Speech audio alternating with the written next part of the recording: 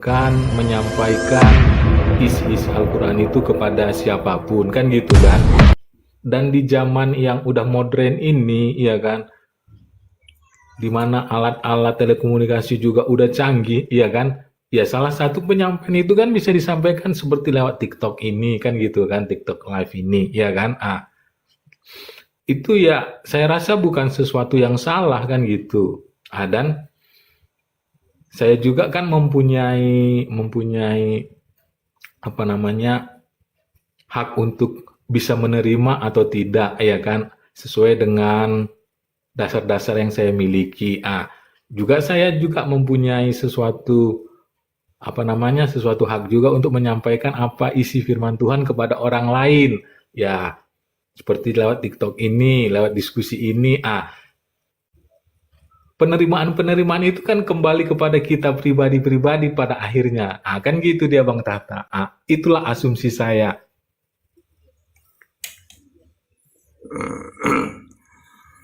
Ya udah.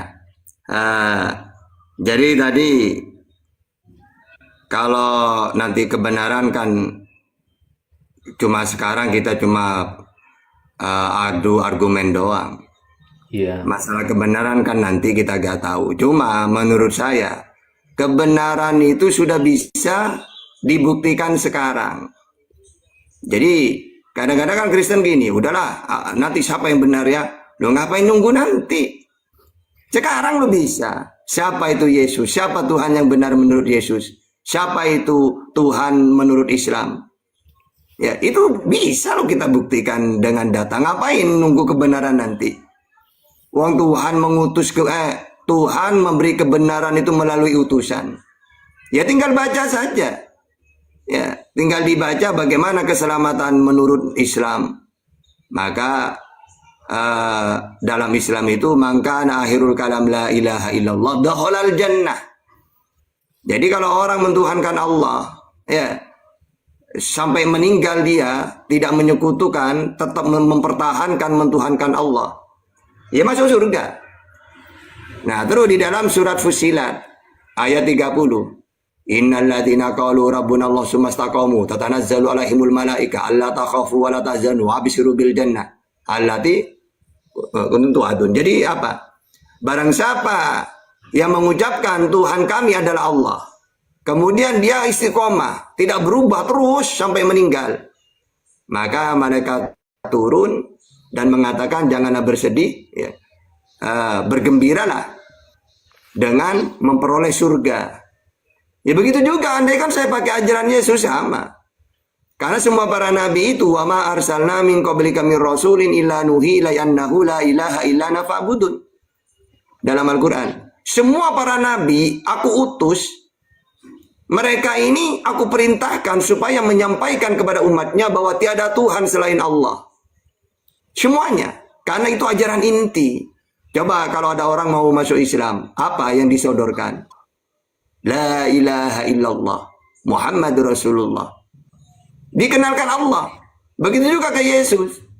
Apa hukum yang terutama kata Yesus? Hukum yang terutama, dengarlah Israel, Tuhan Allah kita, Tuhan itu Esa. Hukum terutama itu mengenal Tuhan.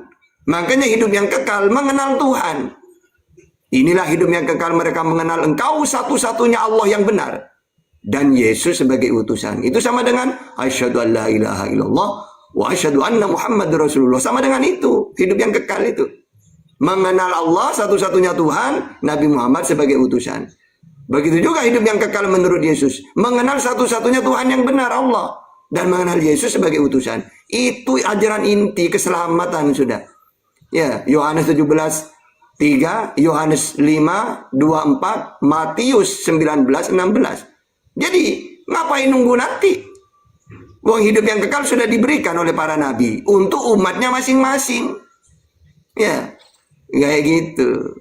Cuma Kristen ini salah paham. Mereka pakai ajaran pagan. Orang pagan itu gini dulu itu. Setiap ada orang hebat, pasti didewakan. Hercules didewakan, putra dewa Zeus. Kok bisa? Kuat dia. Kalau perang menang terus dia. Tidak mungkin dia manusia biasa. Pasti dia itu delmaan dewa dia itu. Sama dengan Yesus diberitakan gitu. Pasti ini Tuhan Yesus ini. Ya, coba tersebarnya Yesus Tuhan itu di Israel apa di luar Israel? Di luar. Romawi Yunani itu penyembah berhala. Dewa-dewa itu menjelma menurut mereka. Dewa Zeus, Hera, Athena, ya, terus Isis. Ya. Nah kayak gitu tuh kan diyakini menjelma turun jadi manusia. Nah Yesus layak menurut mereka. Oh, tidak mungkin manusia biasa dia. Buktinya bisa menghidupkan orang mati, bisa menyembuhkan orang buta. Pasti bukan manusia biasa ini. Ya, dewa ini gitu. Padahal kalau dalam ajaran Samawi itu mujizat. Mujizat itu pemberian Tuhan. Amrun harikun lil adat. Sesuatu yang luar biasa yang diberikan oleh Allah kepada utusannya. Sebagai bukti bahwa dia benar-benar utusannya Allah. Kalau dalam Bible, Kisah Para Rasul 2:22, mujizat pemberian Tuhan. Sebagai bukti kalau dia benar-benar utusan Tuhan. Contohnya Yohanes 11:41. Ketika Yesus menghidupkan Lazarus. Apa kata Yesus? Bapak, banyak orang yang mengelilingi aku. Supaya mereka percaya bahwa engkaulah yang mengutus aku. Maksudnya apa? Ayo Pak, buktikan kalau aku ini utusanmu. Ini loh kesempatan. Berikan aku mujizat menghidupkan Lazarus. Agar orang-orang ini percaya Pak. Kalau aku ini utusanmu. Nah itu kan jadi pemberian Tuhan gitu ya. Supaya orang percaya. Sama seperti Nabi Muhammad. Orang kafir pernah membuli Muhammad. Katanya engkau seorang utusan. Yang aku tahu utusan itu ada buktinya, mujizat. Nah kamu apa mujizatnya? Oke. Langsung turun surat Al-Qamar. Iqtarabatis sya'awan syaqqal qamar. Di hadapan mereka Allah, Nabi Muhammad tunjukkan mujizat. Apa? Membelah bulan di hadapan mereka. Gitu ya. Apa tujuannya? Supaya mereka percaya. Mereka kan minta bukti. Ya, ibaratkan gini. Kalau kamu benar-benar utusan, mana buktinya? Apa bukti? Ya terserah. Yang penting kejadian yang luar biasa. Yang tidak bisa dilakukan umumnya manusia. Ada nggak manusia biasa membelah bulan? Bisa. Tidak mungkin bisa. Itulah mujizat. Amrun harikun lil adat. Gitu. Nah, oke, lanjut. Oke Bang Tata, kan gini dia ya kan tentang konsep keselamatan di Kristen ya kan. Konsep keselamatan di Kristen itu pertama-tama Yesus mengatakan kalau kamu percaya kepadaku, kamu akan beralih dari kebinasaan kepada hidup yang kekal.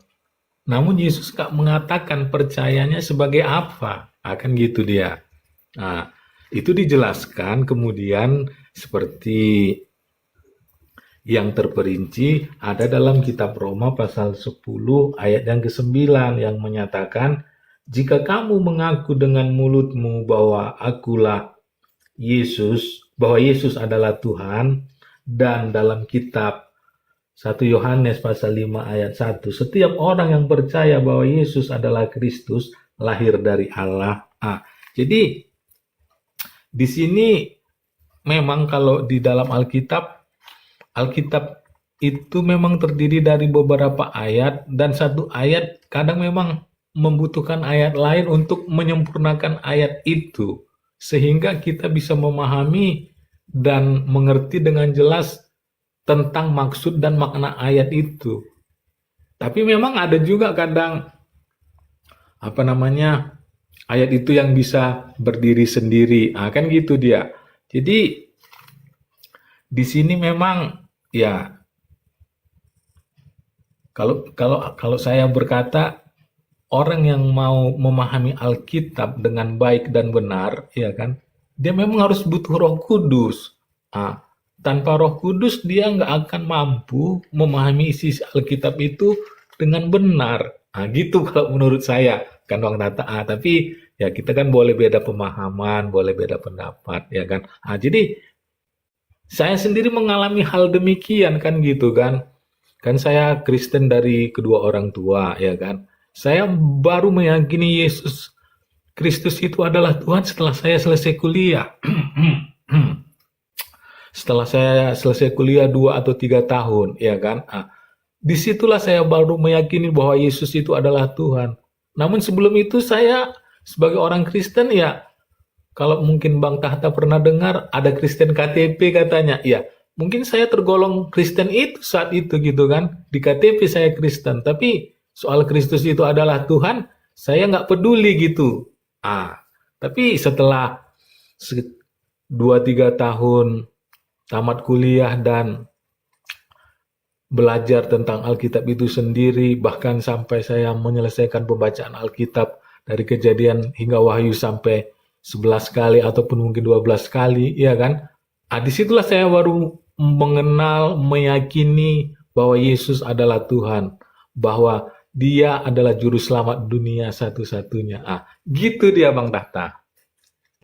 Oke, Boleh sedikit masuk Bang Setahta?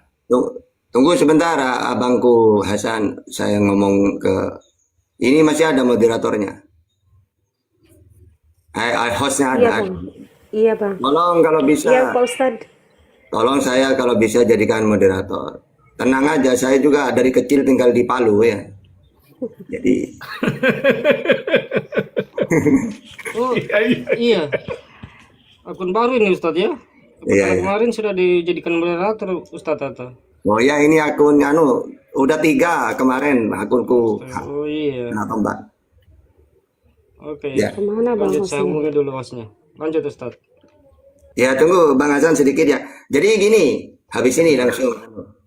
Eh, jadi keselamatan percaya kepada Yesus sebagai Tuhan. Nah ini tidak ada data ini ya, tadi sudah aku jelaskan. Nah, kalau kata Paulus itu, kalau kamu mengaku dengan mulutmu bahwa Yesus Tuhan, itu kurios sebenarnya Tuhan ya. Dan Allah membangkitkan dia.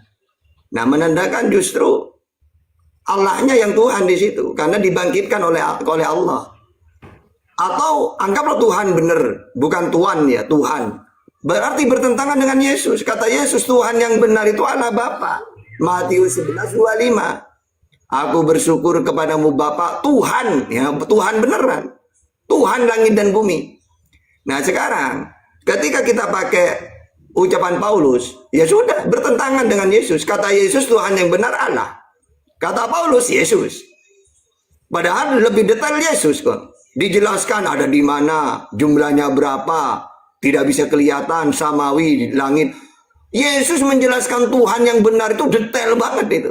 Nah kalau Paulus, pokoknya kalau kamu mengaku dengan mulutmu bahwa Yesus Tuhan, cuma gitu doang. Silakan Bang Hasan ya, biar kita gantian dulu. Nah gini ya Bang Adia, kamu bilang gini ya, barang siapa yang mengikuti aku dia mendapatkan hidup yang kekal, dan Yesus tidak mengakui sebenarnya siapa kedudukannya, padahal Yesus sudah mengatakan kan gitu ya di dalam Yohanes 5:37, Bapa yang mengutus aku dialah yang bersaksi tentang aku. Nah itu yang harus dipahami dulu. Nah ketika Yesus mengatakan Bapa yang mengutus aku, nah kedudukan Bapa ini siapa menurut Yesus? Nah itulah yang disampaikan Ustaz Tahta tadi. Nah di dalam Matius 11:25, ya Bapa, aku bersyukur kepadamu Tuhan di langit dan bumi. Nah berarti kedudukan Bapa adalah Tuhan. Nah berarti persamaan Bapa yang mengutus aku adalah Tuhan yang mengutus aku. Nah, siapa aku ini? Yesus berkata di dalam Yohanes 13:16, seorang hamba tidaklah lebih tinggi daripada tuannya, dan seorang utusan tidak lebih daripada pengutusnya. Nah, inilah kedudukan utusan, membedakan yang mana diutus dan mana yang mengutus. Nah, itu Bang. Maka gini Bang, abang mengambil penyampaian Yesus mengenai hidup yang kekal. Tetapi mengenai konsep ketuhanan abang mengambil perkataan Paulus. Nah, sementara Yesus sudah berulang kali dalam penyampaiannya di dalam Yohanes 17:3, hidup yang kekal itu mengenal engkau satu-satunya Allah yang benar dan mengenal Yesus Kristus yang telah engkau utus. Yesus utusan. Nah, terkait dengan abang bilang tadi, marilah kita menjadikan manusia. Abang bilang Allah itu lebih dari satu.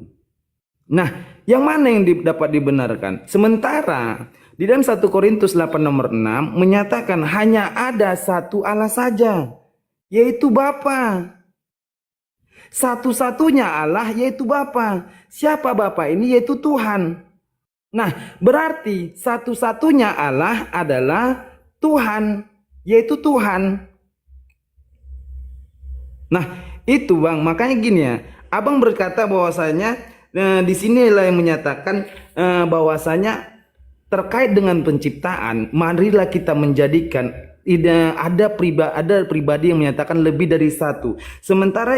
Sementara di dalam Yesaya 44 nomor 24, beginilah firman Tuhan, penembusmu yang membentuk engkau sejak dari kandungan, akulah Tuhan yang menjadikan segala sesuatu, baik itu binatang, baik itu tumbuh-tumbuhan, baik itu apapun segalanya, yang seorang diri membentangkan langit dan yang mengamparkan bumi. Siapa yang mendampingi aku? Itu kata Tuhan, kata Allah. Siapa yang mendampingi aku? Aku di sini merujuk kepada pribadi tunggal, bukan pribadi lebih dari satu. Maka di dalam perjanjian lama itu dinyatakan jangan ada padamu sesembahan lain di hadapanku. Aku pribadi tunggal, tidak pribadi lebih dari satu. Itu yang harus abang dudukkan. Maka ketika Yesus dicobai di padang gurun, Yesus berkata, sebab ada tertulis, janganlah engkau mencobai Tuhan Allahmu. Apakah Tuhan Allahmu ini adalah Yesus? Nah, itu dulu abang pikirkan. Apakah Yesus yang dinyatakan Tuhan Allahmu? Maka Yesus berkata di dalam Matius 4 nomor 10, sebab ada tertulis, hanya kepada Tuhan Allahmu lah engkau menyembah, dan hanya kepada Dia. Dia, bukan aku. Nah, berarti identitas ini adalah identitas pribadi pribadi yang tidak sama. Karena aku dan dia itu adalah kata ganti yang berbeda. Itu yang harus abang pahami. Nah, maka kemutlakan Tuhan itu harus dinyatakan satu.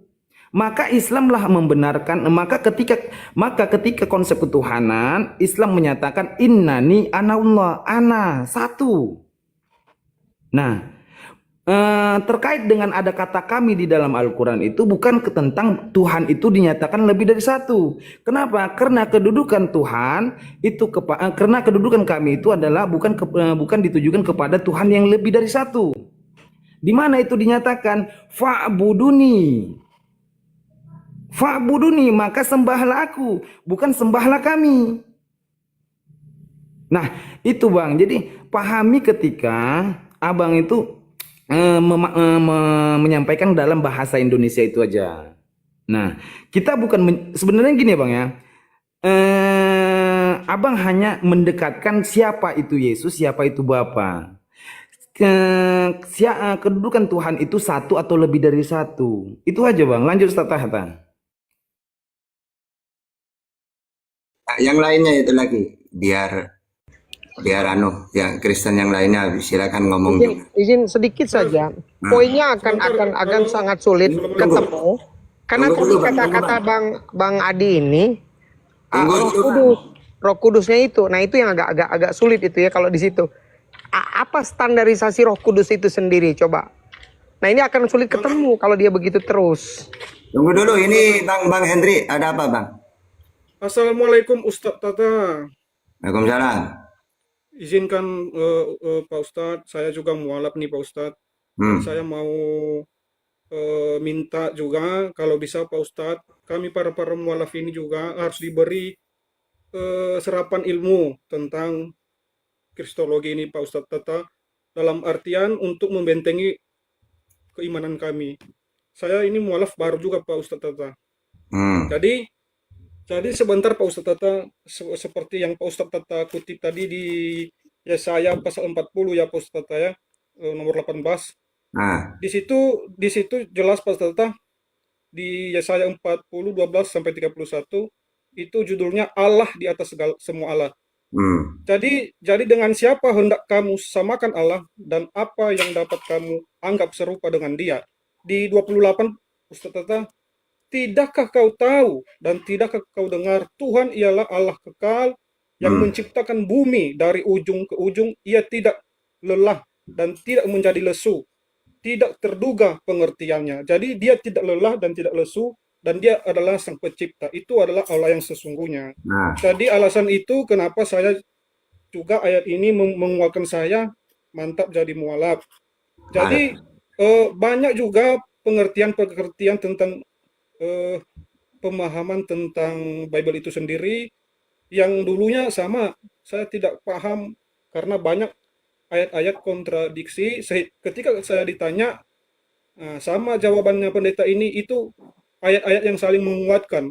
Saya tidak tahu ayat yang menguatkan itu. Kalau ketika ayat itu menguatkan, kenapa dia kontradiksi? Itu aja Ustaz Tata, agar nanti Ustaz Tata di roomnya kami mualaf-mualaf ini diundang, diberi pemahaman, agar kami juga semakin kuat akidahnya. Terima kasih Ustaz Tata. oke, mantap. Iya, kalau mau belajar itu gampang ya. Datanglah ke Komal-Komal seperti yang buka Komal debat ya. Nanti ilmu akan datang sendiri. Dengar-dengar doang itu ya ilmu itu sudah. Sering lah nonton debat-debat gitu. Saya sendiri kenapa belajar Bible? Karena kalau saya menjawab pakai Al-Quran, pasti nanti akan dibalas gini. Itu kan kitab kamu, Tah. Tidak aku imani. Makanya ketika saya menjawab, saya pakai dua data, Quran dan Bible. Sehingga kalau mereka tidak percaya kepada Qurannya, ya udah Biblenya ini yang kamu terima. Apakah mau tolak juga tentang ketuhanan? Ya saya pakai tiga data. Allah itu Esa, Ulangan 6 ayat 4, Perjanjian Baru, Markus 12:29, Al-Quran, Qul huwallahu ahad, Allah tidak bisa dilihat, Keluaran 33:20, Yohanes 5:37, Al-Quran, Al-An'am 103.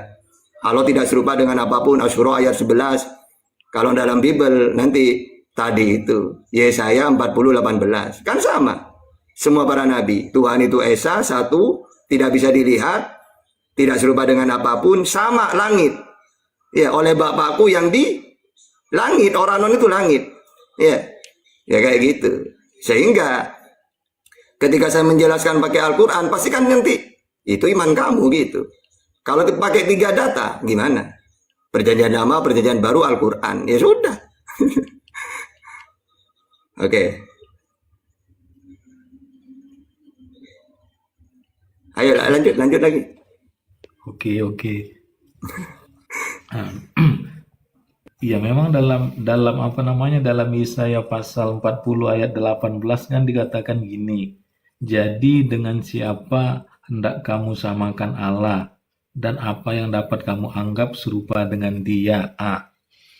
Ini kan ayat ini tertulis karena saat itu umat Israel mencoba-coba menyamakan Allah itu dengan berhala-berhala orang-orang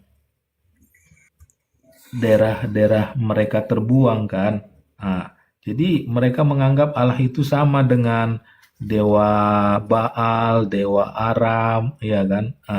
Jadi Allah menyatakan dirinya melalui Nabi Yesaya untuk menyatakan kepada umat Israel, aku nggak sama dengan dewa itu, aku nggak sama, gitu. Jadi ayat ini bukan menyatakan di luar itu menurut saya, tapi ya kalau seperti Bang Hendrik juga punya pemahaman berbeda dengan saya, ya itu terserah Bang Hendrik lah kan gitu. Tapi intinya di sini Yesaya pasal 40 ayat 18 itu menyatakan bahwasannya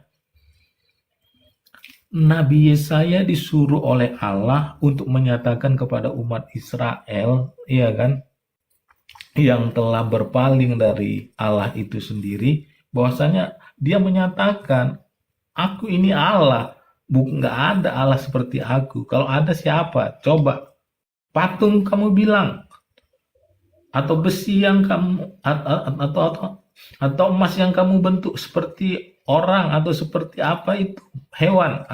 Enggak, aku nggak sama dengan mereka. Itu maksudnya. Jadi memang Allah ini Esa, nggak bisa disamakan dengan patung yang berupa tumbuh-tumbuhan, patung yang berupa hewan, patung yang menyerupai manusia atau apapun namanya, ya kan? Jadi di sini itulah arti ayat ini, menyatakan keesaan Tuhan dengan memiliki pengertian bahwa supaya orang Israel itu kembali yang udah meninggalkan Allah, kembali datang kepada Allah, hidup dalam penyembahan-penyembahan kepada Allah, dan tidak lagi menyembah kepada patung apapun bentuknya, tidak lagi menyembah kepada pahatan emas ataupun sejenisnya, ataupun pahatan kayu yang berbentuk apapun itu.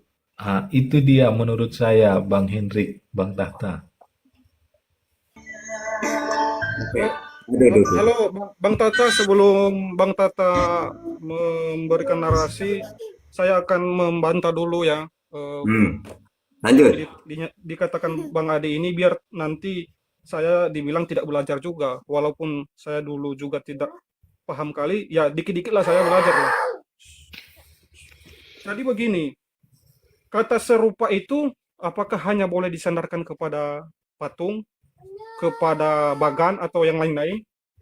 Serupa itu kan bisa juga disematkan kepada manusia. Artinya jangan menyerupai manusia. Kenapa hanya patung yang diceritakan di situ? Jadi banyak pemahaman orang kita Kristen ini mengatakan kalau membaca Alkitab itu baca seluruhnya. Makanya saya baca, udah berulang-ulang ini saya baca lagi judulnya biar tidak terjadi tafsir liar. Jadi serupa itu bukan hanya kepada patung, serupa kepada manusia pun itu namanya serupa.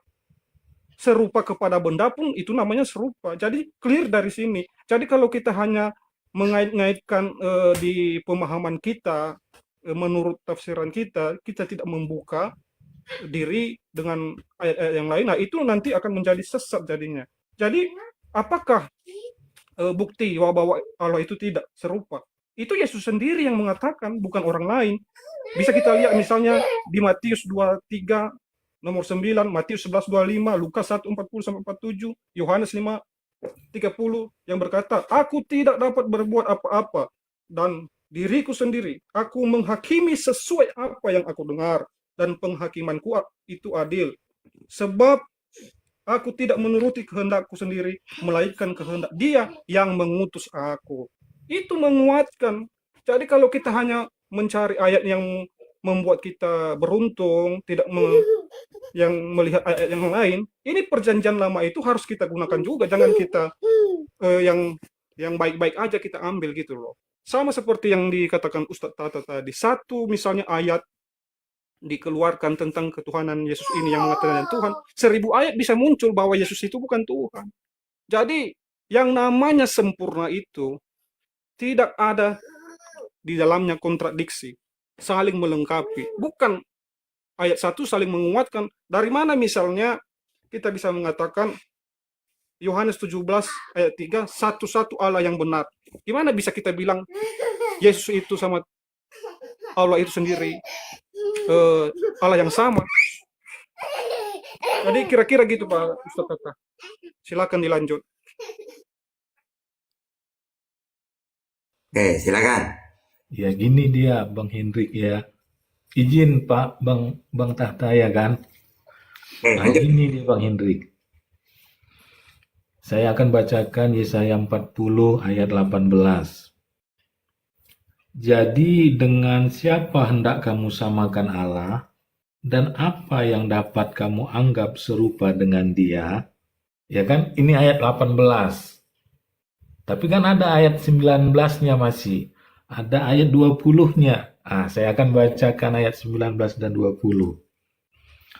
Patungkah tukang besi menuangnya, dan pandai emas melapisinya dengan emas, membuat rantai-rantai perak untuknya. Orang yang mendirikan arca memilih kayu yang tidak lekas busuk, mencari tukang yang ahli untuk menegakkan patung yang tidak lekas goyang. Jadi ayat 18 dari pasal 40 dalam kitab Yesaya ini memang jelas menegaskan bahwasanya Allah hendak menyatakan antara perbedaannya dengan patung, baik itu yang dibuat dari emas ataupun dari kayu. Jadi dalam dalam keberadaan sebagai manusia dalam ayat ini Allah belum menyatakan itu gitu. Mungkin dalam ayat-ayat yang lain ya mungkin nanti akan dinyatakan, tapi dalam ayat ini secara khusus, secara spesifik Allah itu hanya membandingkan dirinya dengan patung-patung yang dibuat oleh tukang emas atau pandai emas dan tukang arca untuk menjadikan patung-patung itu menjadi sesembahan orang-orang yang mulai meninggalkan Allah. Gitu dia Bang Henry. Tapi Bang Tata sedikit 1 menit aja Bang Tata, habis itu saya lanjut. nanti. Mantap, lanjut. Jadi gini, kenapa sih kata serupa itu? Makanya dalam menafsirkan Alkitab itu perlu namanya hermeneutik, menafsirkan. Jangan kita hanya memahami ayat itu. Jadi serupa itu beragam-ragam. Saya sudah jelaskan tadi beberapa kali. Serupa itu tidak hanya berbicara tentang patung. Serupa itu banyak maknanya. Jadi kalau kita hanya memahami ayat itu, apalagi itu terjemahan ya, pikiran kita hanya sampai di situ. Nah kalau kita tarik lebih jauh lagi, apakah ada titik temunya? Apakah ada benang merahnya? Ya ada. Di hukum Taurat, akulah Tuhan Allahmu, jangan ada Allah selain daripada aku. Berarti gambarnya itu tidak ada, Allah ya Allah. Tidak ada yang menyerupai dengan dia. Nah, kira-kira seperti itu kalau menurut pemahaman saya.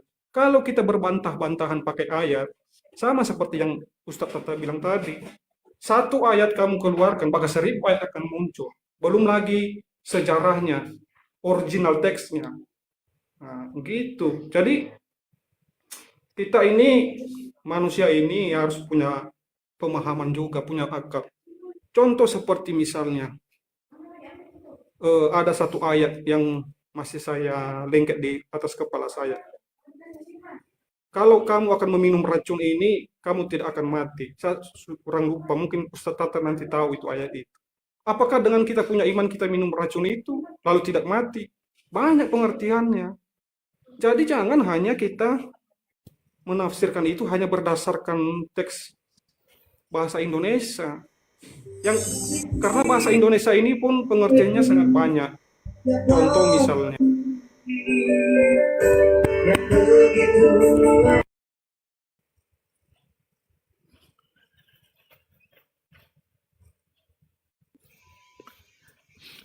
Ya, lanjut Bang Henry. Ya kalau Ada itu iblis tadi pemahaman, naik itu, ada iblis. kalau itu Iya, pemahaman, jangan ada musing-musing. Ini ada di YouTube juga, merusak nanti. ya kalau itu pemahaman Bang Hendrik, ya kan. Seperti saya tadi udah bersepakat dengan Bang Tahta, ya kan. Ini diskusi kan gitu kan. Ya kalau itu pendapatnya juga saya nggak dapat memaksakan. Juga gitu dengan Bang Hendrik. Bang Hendrik juga tidak dapat memaksakan. Halo, Bang Adi tadi udah terlalu banyak. Udah terlalu banyak ngomong. Saya cuma sebentar aja ini. Habis itu nanti saya turun juga. Saya ada kerja juga. Jadi, boleh kita menafsirkan kitab itu. Boleh. Sama seperti Pak Ustadz Tata bilang tadi. Memahami Al-Quran itu mungkin udah ratusan mungkin kurasa guru Pak Ustadz Tata ini. Jadi, kebanyakan orang Kristen ini yang saya lihat, terserah mau dia tukang kebun, mau dia apa, dia bisa menafsirkan seapapun dia bisa. Nah, kalau kita tanya, itulah kehebatan Allah mereka. Nah, ini yang paling menyedihkan kalau menurut saya. Jadi, kadang-kadang kita itu memahami satu ayat di dalam Alkitab itu, kalau kita hanya gunakan bahasa Indonesia aja, ya bisa lah kacau kita. Contoh misalnya, kalau orang Malaysia misalnya bilang, saya mau musing-musing. Nah, itu arti mereka itu musing-musing itu jalan-jalan. Tapi kalau dari bahasa Indonesia, musing-musing itu kepala kita pusing. Jadi nggak sama pemahamannya. Jadi kalau hanya memahami bahasa Indonesia itu, maka celaka kita. Coba lihat di bahasa Ibraninya, tafsirannya kayak mana. ayat itu diperuntukkan untuk apa, siapa penulisnya, itu lebih kacau lagi. Jadi itu aja Ustadz Tata, terima kasih Ustadz Tata sudah diberi kesempatan untuk membuat satu statement. Mudah-mudahan juga Ustadz Tata nanti memberikan kepada kami pemahaman tentang keislaman, apalagi tentang pemahaman tentang Allah itu sendiri. Izin ya teman-teman, saya mau turun. Assalamualaikum warahmatullahi wabarakatuh. Waalaikumsalam. Waalaikumsalam warahmatullahi wabarakatuh. Mantap Bang Hendrik, luar biasa ya. Sehat-sehat selalu Bang Hendrik. Ya izin sedikit Ustadz Tata. Yap. Ya teman-teman Kristen yang ada di bawah, silakan kirim permintaan naik. Ustadz bisa dipromosikan dulu channel YouTube-nya Ustadz, karena Ustadz kan lagi live di YouTube juga ini. Lanjut. Ya itu Tahta Channel gitu doang. Oke siap. Lanjut Bang Adi. Iya, kalau apa namanya menanggapi Bang Hendrik tadi ya kan, ya dia punya pendapat, ya saya juga punya pendapat, akan itu aja. Ya, saya nggak bisa memaksakan pendapat saya kepada dia, karena masalah keimanan ya kan, itu otoritasnya otoritas pribadi kan, keselamatan ataupun kebenaran itu kan dasar-dasarnya bisa berbeda kalau belum satu jalan ya kan. Apalagi dia mengatakan udah pernah menjadi Kristen, lalu berpaling dari Kristen katanya, ya itu udah pasti sangat berbenturan nanti kalau apa namanya dicoba pengertian-pengertian yang ada padanya untuk saya terima kan gitu dia. Tapi ya itu namanya ini namanya diskusi ya, itu boleh-boleh aja kalau menurut saya. Kalau itu pendapat dia, ya saya katakan puji Tuhan. Tapi saya juga kan punya pendapat. Ya, saya harap dia menghargai pendapat saya. Gitu aja dia, Bang Din. Boleh masuk Ustadz Tata. Monggo, lanjutkan. Gini Bang Adi, maksudnya kan gini ya Bang Adi ya. Sebenarnya kan kedudukan Yesaya 40 nomor 18 itu sudah menguatkan. Jadi dengan hendak siapa kamu samakan Allah dan kamu anggap serupa dengan dia.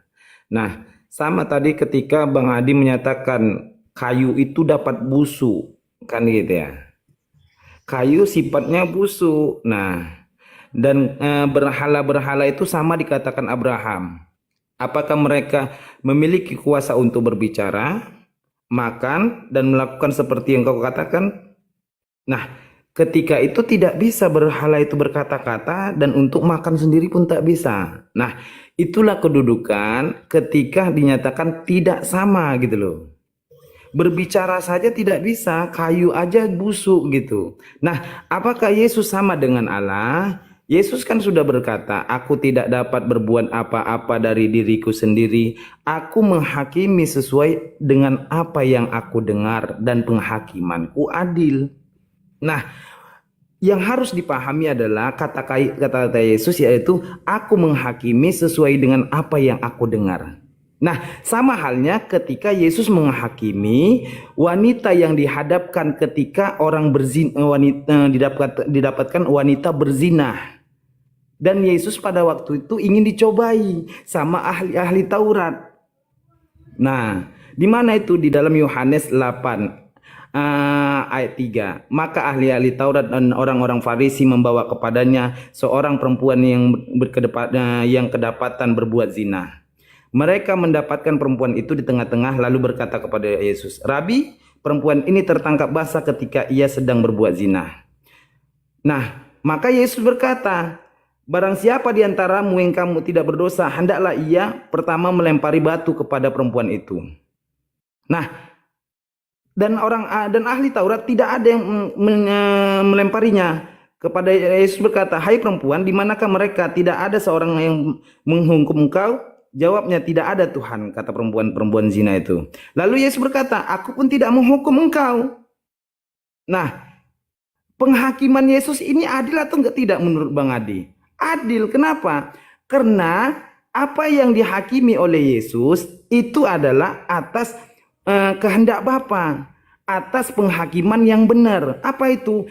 Ketika didapatkan orang yang berbuat zina, ingin dilempari sampai mati, menurut hukum Tuhan keduanya harus dihadapkan. Baik wanita yang berzinah maupun laki-lakinya. Nah, maka ketika ahli Taurat menghadapkan hanya wanita yang berzinah, maka Yesus mengatakan, aku pun tidak menghukum engkau. Nah, dia tidak kuasa gitu loh. Dia tidak sama dengan Bapa. Kenapa? Karena penghakimannya itu berasal dari Bapa. Nah, maka kata Yesus, aku menghakimi menurut Bapa, kamu menghakimi menurut manusia. Nah, itu Bang yang harus Abang pahami. Maka itu tadi kembali kepada Yohanes 13 ayat 16. Jadi, seorang hamba tidak lebih tinggi daripada Tuhannya, seorang utusan tidak lebih tinggi daripada pengutusnya. Jadi sama kedudukannya. Seorang utusan tidak sama dengan siapa yang mengutusnya. Itu sih Bang. Jadi tinggal Abang yang melihat menangkap kebenarannya saja. Itu saja yang menurut saya untuk supaya Bang Adi itu dapat. Nah itu. Lanjut Ustaz Tahta. Ya, gini dia Bang Hasan. Izin Bang Tahta ya kan. Di dalam hal mengenai Yesus mengampuni dosa perempuan yang berzina ini, iya kan? Atau membelanya lah kita katakan, membelanya ya kan. Di sini kan sebenarnya ada niat dari tua-tua Yahudi ataupun ahli-ahli Taurat ataupun orang-orang Farisi untuk mencoba Yesus. Apakah Yesus akan membela orang berdosa atau Yesus membenarkan perbuatan orang berdosa tersebut. Jadi ternyata di sini kan Yesus menyatakan kebenaran. Kebenarannya apa? Kebenarannya adalah Yesus mengetahui maksud orang itu. Jadi karena Yesus mengetahui maksud orang itu, maka Yesus mengatakan, kamu ini siapa yang gak berdosa, boleh kamu menghukum orang ini dengan cara melempar batu. Ternyata mereka gak ada satupun yang menganggap dirinya gak berdosa. Mereka menganggap dirinya adalah orang berdosa. Sehingga satupun gak ada yang menghukum si perempuan yang didapati berzina ini. Gitu dia, Bang Hasan. Gini ya Bang ya, gini. Ketika Abang menyatakan bahwasannya Yesus itu dicobai. Nah, Yesus justru berkata, kan gini ya Bang ya, hai perempuan, di manakah mereka?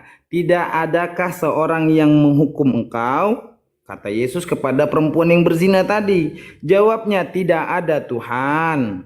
Nah, lalu Yesus berkata, aku pun tidak menghukum engkau. Pertanyaan saya, Yesus ketika berkata, aku tidak menghukum engkau, apakah Yesus menyatakan wanita itu tidak berdosa atau berdosa? Saya mau tanya dulu.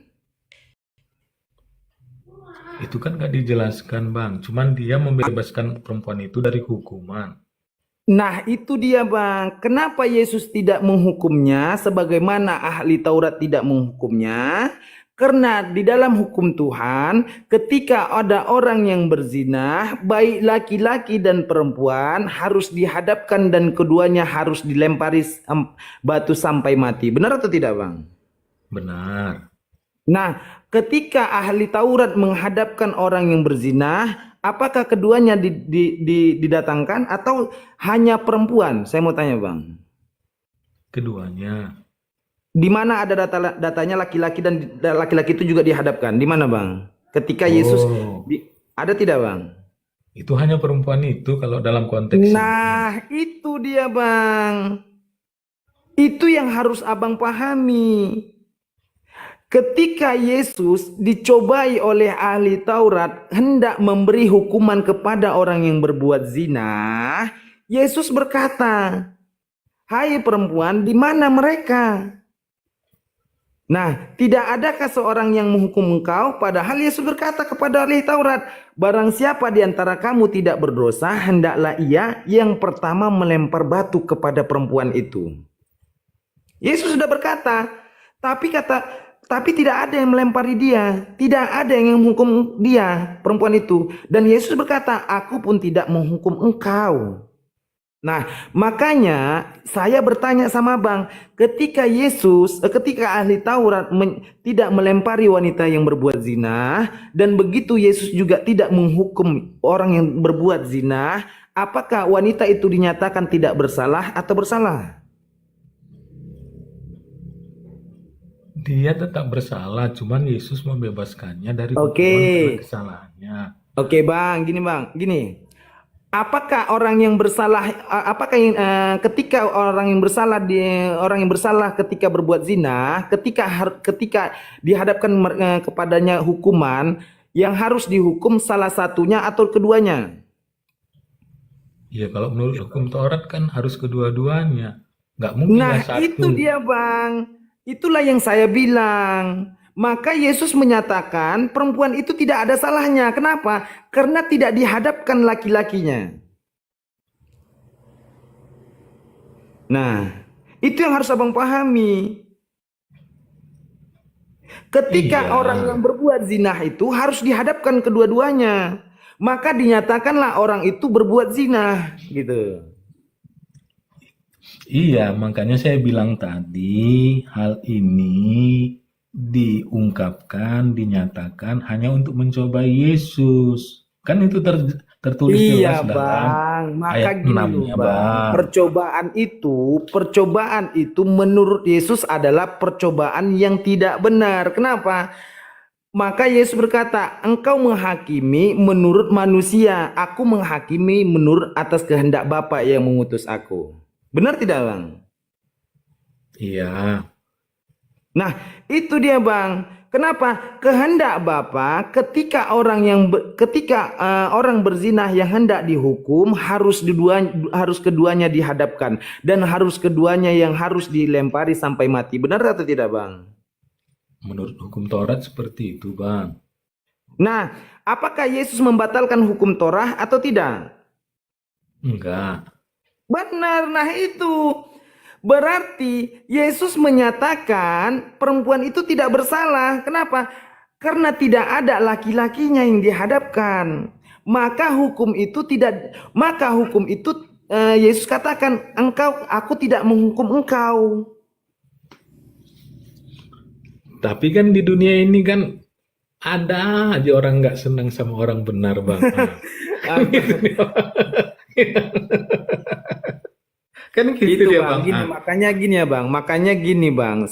Makanya lihat kedudukan apa yang disampaikan oleh Yesus. Jangan lihat gini, makanya abang sebagai pengikut Yesus ikuti cara Yesus, bukan ikuti siapa yang membenci Yesus.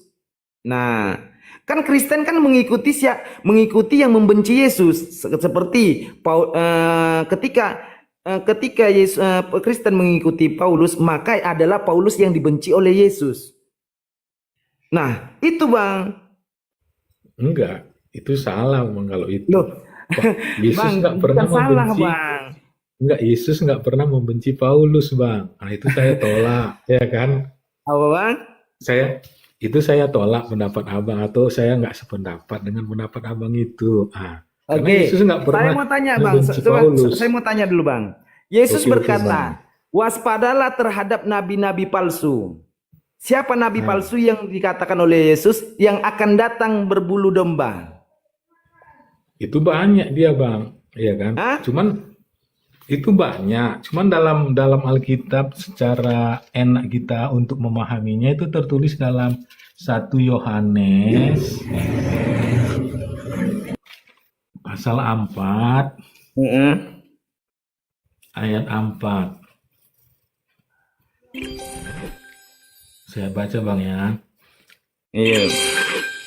Kamu berasal dari Allah, anak-anakku, dan kamu telah mengalahkan nabi-nabi palsu itu. Sebab roh yang ada di dalam kamu lebih besar daripada roh yang ada di dalam dunia. Mereka berasal dari dunia, sebab itu mereka bicara tentang hal-hal duniawi dan dunia mendengarkan mereka. Kami berasal dari Allah, barang siapa mengenal Allah, ia mendengarkan kami. Barang siapa tidak berasal dari Allah, ia tidak mendengarkan kami. Itulah tandanya roh kebenaran dan roh yang menyesatkan. Jadi kalau di sini dari ayat ini ya kan, bahwa nabi-nabi palsu itu adalah roh yang tidak mau menuruti roh kebenaran. Roh kebenaran itu juga disebut dengan Roh Kudus. Itu dia Bang. Kalau kita mau memahaminya sederhana, Roh Kudus sama dengan Roh kebenaran.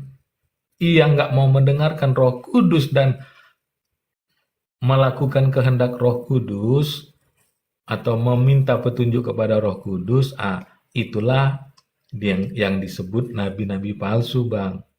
Gitu dia, Bang. Gini sih Bang, sebenarnya gini Bang, tadi sudah Abang angkat bahwasanya di dalam kedudukan barang siapa yang mengaku Yesus adalah Tuhan, maka dia akan diselamatkan. Ketika di dalam Roma tadi yang Abang angkatkan.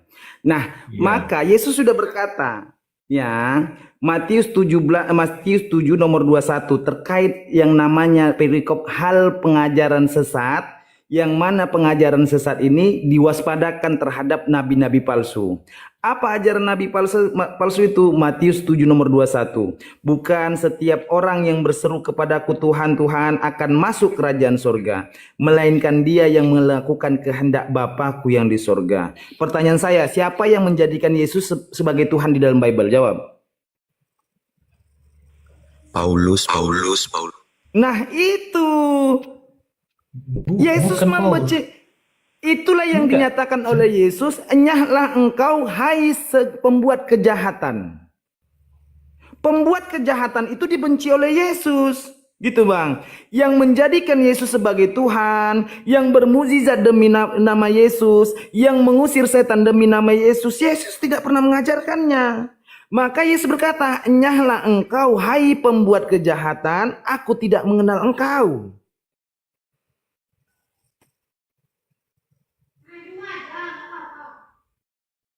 Yang Gimana, berkenaan dengan ini Bang, ya saya bisa memiliki penjelasan tersendiri.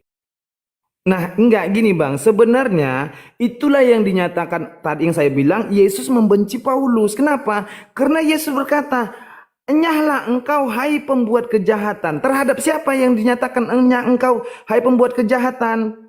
Siapa pembuat kejahatan ini? Maka dinyatakanlah di dalam Matius 7 nomor 22, pada hari terakhir banyak yang akan berseru kepadaku, Tuhan, Tuhan, bukankah kami bernubuat demi namamu dan mengusir setan demi namamu dan mengadakan banyak mukjizat demi namamu? Pada waktu itulah aku akan berterus terang kepada mereka dan berkata, aku tidak pernah mengenal engkau, enyahlah daripadaku, hai kamu pembuat kejahatan. Berarti yang menyebut nama Yesus sebagai Tuhan, yang bermukjizat demi nama Yesus sebagai Tuhan, yang menyembuhkan, yang ngusir setan demi nama Yesus, itu adalah menurut Yesus pembuat kejahatan.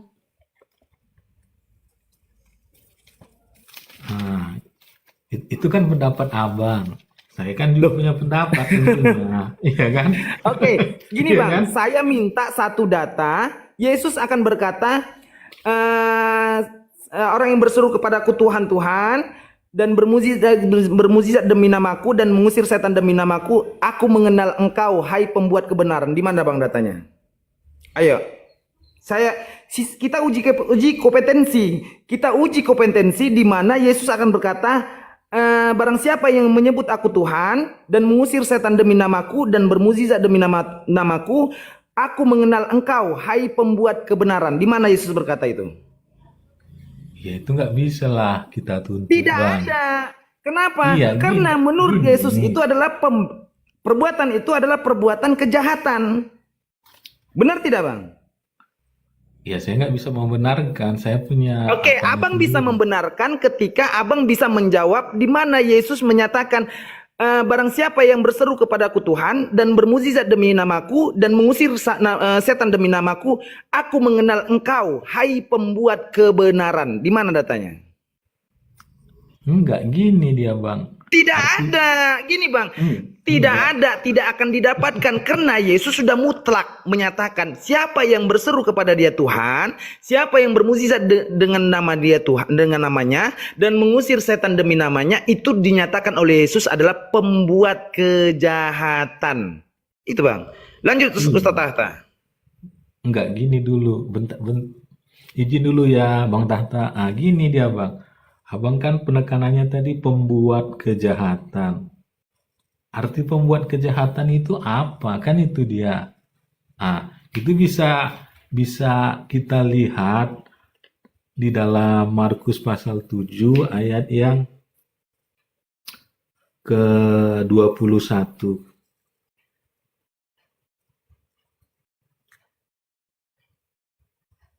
Markus pasal 7 ayat yang ke-23. Ini dia Bang.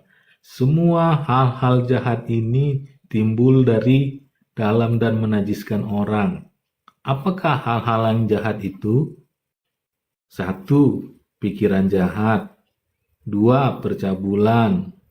3. Pencurian. 4. Pembunuhan. 5. Perzinahan. 6. Keserakahan. 7. Kelicikan. 8. Hawa nafsu. 9. Iri hati. 10. Hujat. 11. Kesombongan. 12. Kebebalan. Jadi itulah dia hal-hal yang disebut kejahatan itu Bang. Jadi kita harus juga seperti Abang bilang tadi, menyingkapkan kata itu dengan jelas. Di sini kan belum jelas. Gini loh Bang. Gini ya Bang ya. Abang sudah udah lari ke dalam suatu namanya yang kita bahas. Abang sudah lari Bang. Enggak lah Bang. Yang kita bentar Bang ya. Yang kita lagi bahas adalah Matius 7. Matius 7 nomor 15 itu perikopnya sudah jelas. Hal pengajaran sesat. Benar atau tidak Bang? Iya, setuju. Oke. Berarti di dalam Matius 7 nomor 15 mencakup tentang hal pengajaran sesat. Benar tidak Bang? Iya. Oke, saya mau tanya Bang. Di mana ajaran yang sesat yang dinyatakan oleh Yesus di dalam Matius yang dinyatakan dalam perikop ini Bang? Matius 7 nomor 21.